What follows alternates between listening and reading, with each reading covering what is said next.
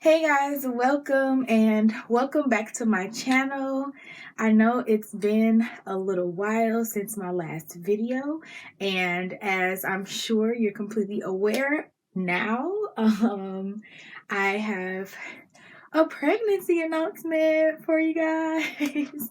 That is what this entire video pretty much will be about. Some of you all are really good at comment watching, and I had already been discussing my pregnancy with some of the beautiful people that I had been connecting with on my last video. So it is not a surprise for some of you. I've been peeping the comments and some people replying, or even in their initial comments just saying oh, I saw that you told someone else that you're pregnant. Congratulations. So yes, it is true, guys. That is why I'm sitting here looking so stuffed right now. I am pregnant, and I'm very far along in my pregnancy as well. I planned on recording this video a long time ago, and this is actually my second go round with it. The first time that I recorded this video, the audio was awful for whatever reason. I'm not 100% sure. I don't know if it was how my phone was positioned in the light or what, but it was awful.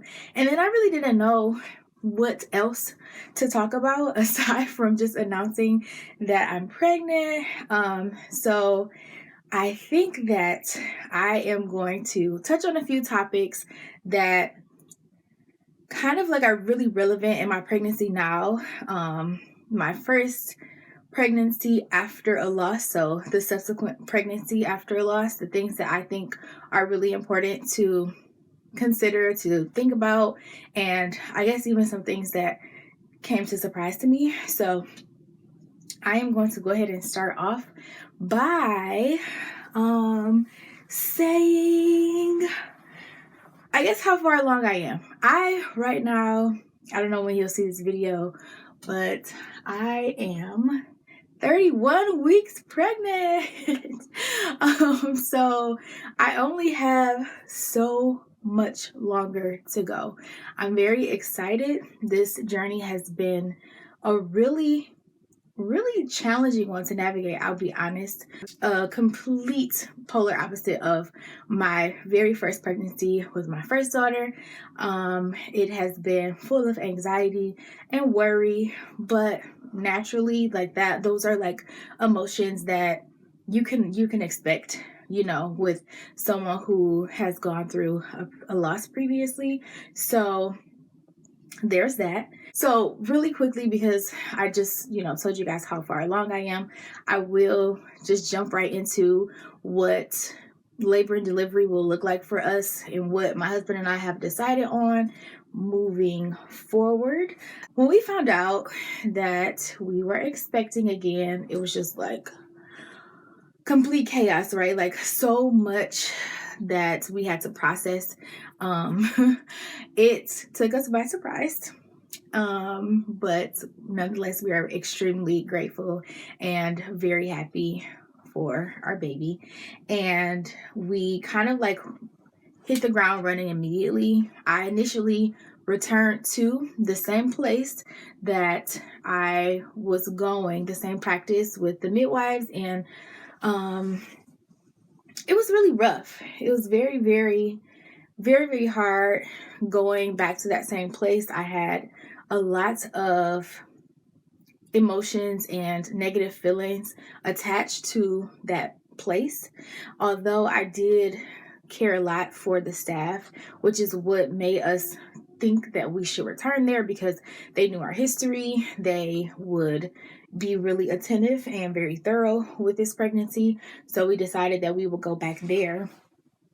But as my appointments approached, I had really bad anxiety, and I would have panic and anxiety attacks on my way to the appointment. And even when I would be inside of the building, the only room that they have for ultrasounds is the same room that I found out that we lost our daughter. So it was very, very triggering.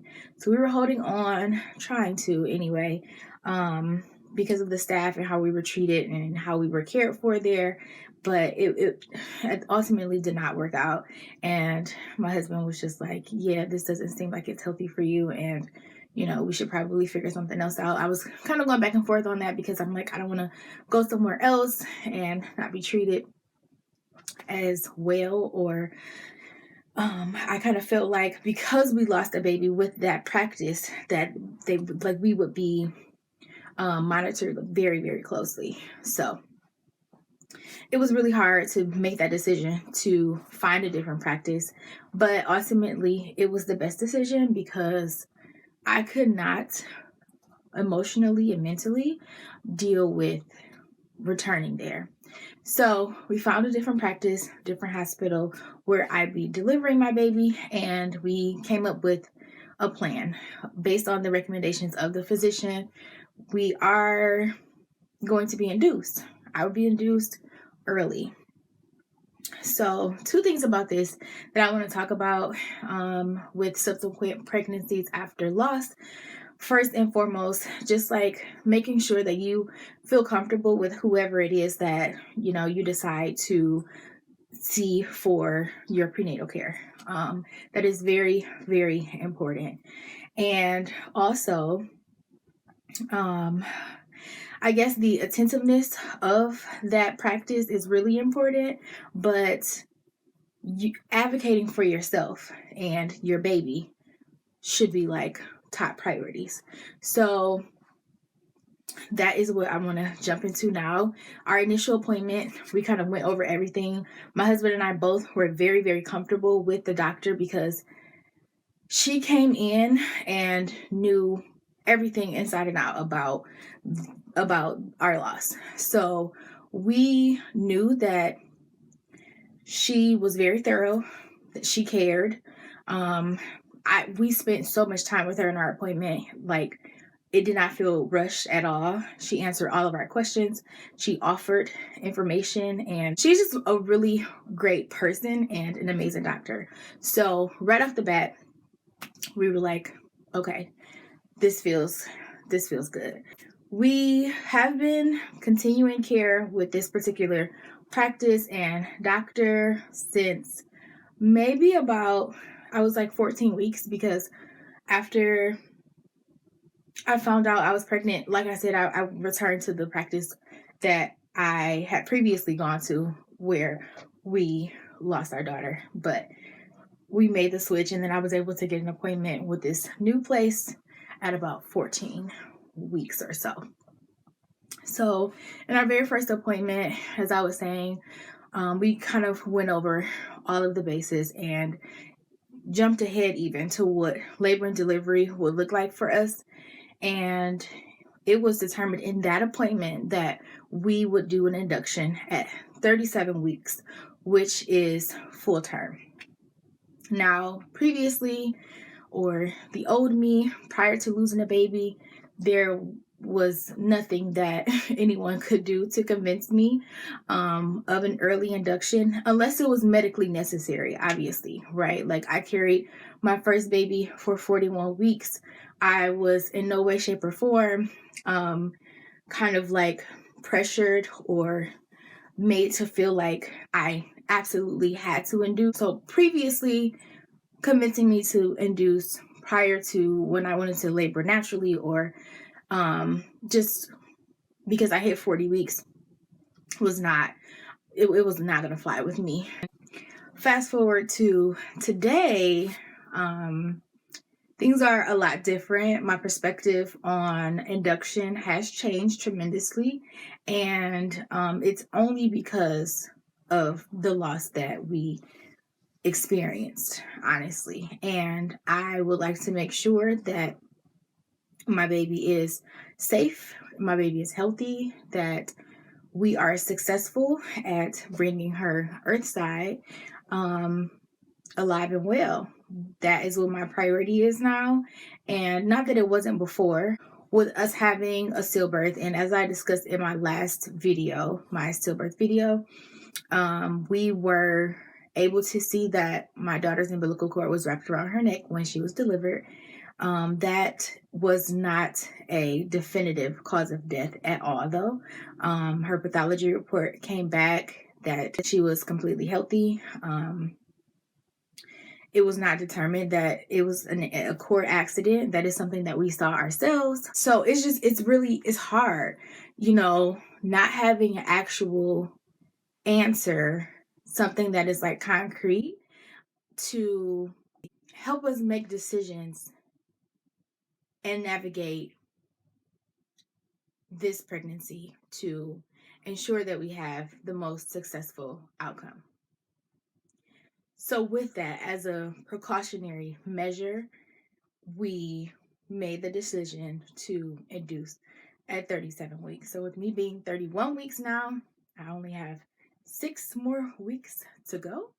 In the beginning, hearing that 37-week induction was kind of scary for me.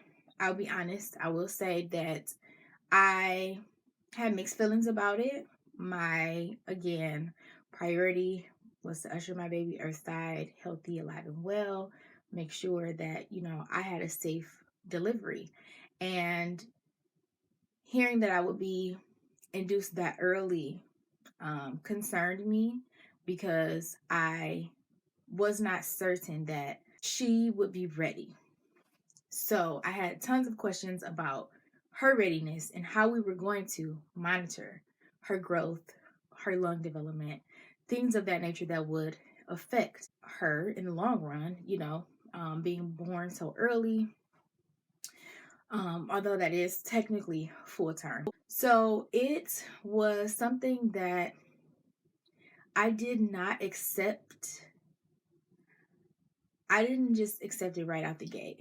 I'll be honest and say that it's something that I had to sleep on for several nights.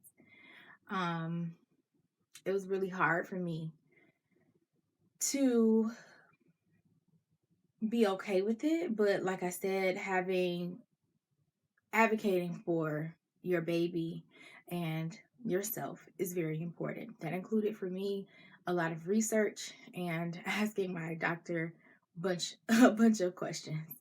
So I was then made to feel comfortable about it. I then requested, because at this particular practice, this was not something that happened by default.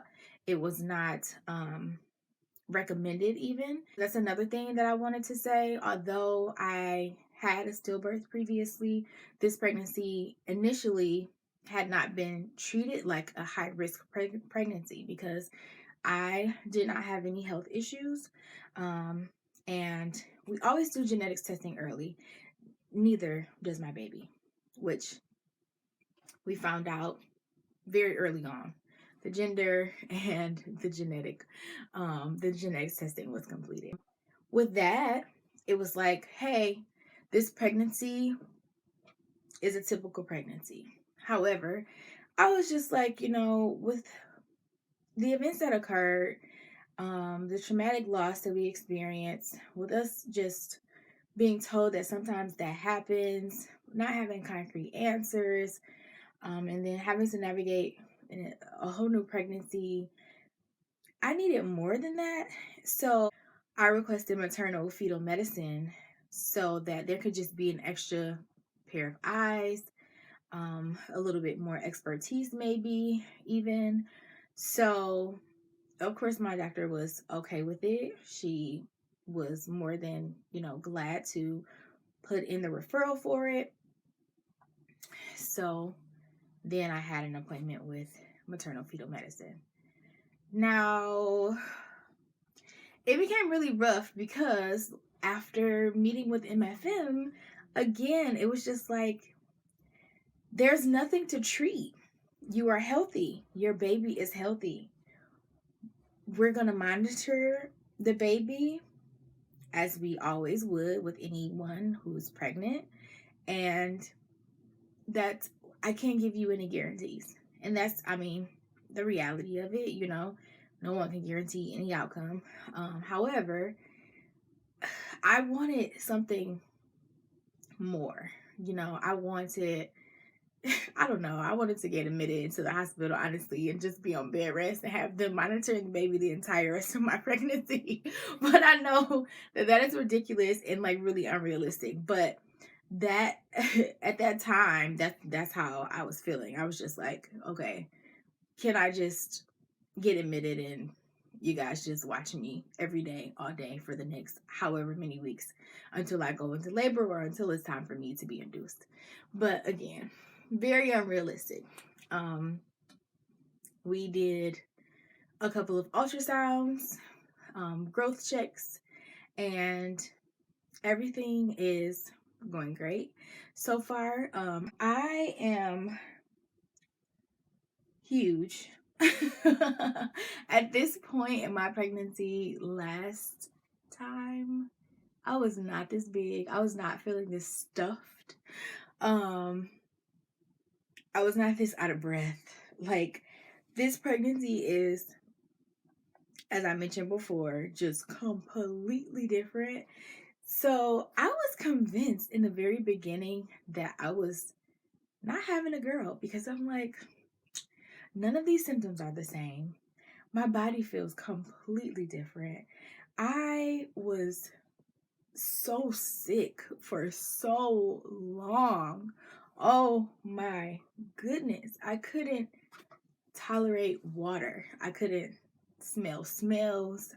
It was a big old mess for like the first half of my pregnancy. I think up until like 18 or 19 weeks.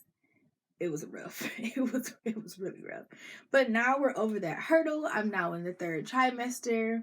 We are like very, very close to the finish line. I think it was something else that I wanted to talk about, but let's see. I'll just check my phone really quickly because. Okay, I guess just 2 more things that are relative to the pregnancy, but not at the same time. I mean, they are, but they aren't. My stress level, anxiety, fear, worry, all of that through the roof. Okay, like almost unbearable. I was actually considering medication so that I would be able to do this because it was extremely rough in the very beginning, and it's still hard now. I still have a hard time sleeping. Like I was saying in the beginning, I couldn't eat anything.